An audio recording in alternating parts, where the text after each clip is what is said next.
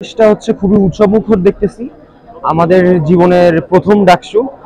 So এটা নিয়ে আমরা খুব এক্সাইটেড ছিলাম এবং আশা করতেছি সবকিছু এরকম উৎসবমুখর পরিবেশেই ঠিকঠাকভাবে সম্পন্ন হয়ে যাবে এবং জনগণের নির্বাচিত প্রতিনিধি একেবারে সঠিকভাবেই নির্বাচিত হবে।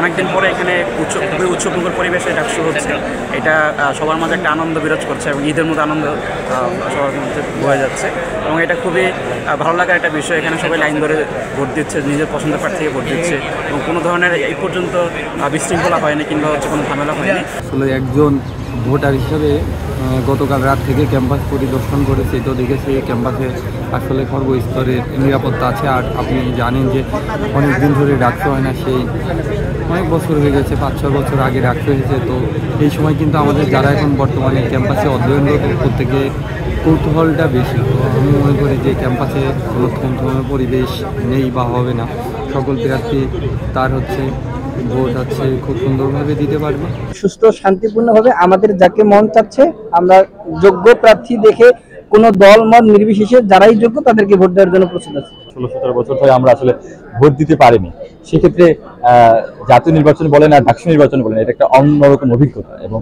গতকালকে রাতে মনে হয়েছিল যে গতকালকে রাতে চাঁদ রাত এবং আজকে ঈদের দিন, ভোটের দিনকে মনে হচ্ছে ঈদের দিন, কারণ এই দিনে আমরা কোনো বাধা ছাড়া, কোনো বাধ্যতামূলক বাধ্যবাধকতা ছাড়া আমরা ভোট দিতে যেতে পারবো। এটা একটা দুঃস্বপ্ন ছিল বা কি বলে, একটা স্বপ্নের মতো ছিল, সেই স্বপ্ন আজকে বাস্তবায়িত হচ্ছে। যে ডাকসু পরিবেশ সেটা আসলে অনেক শান্তিপূর্ণ, আমরা চাই যে শান্তিপূর্ণ পরিবেশ আছে ডাকসু, সেই শান্তিপূর্ণ পরিবেশ বজায় থাকুক।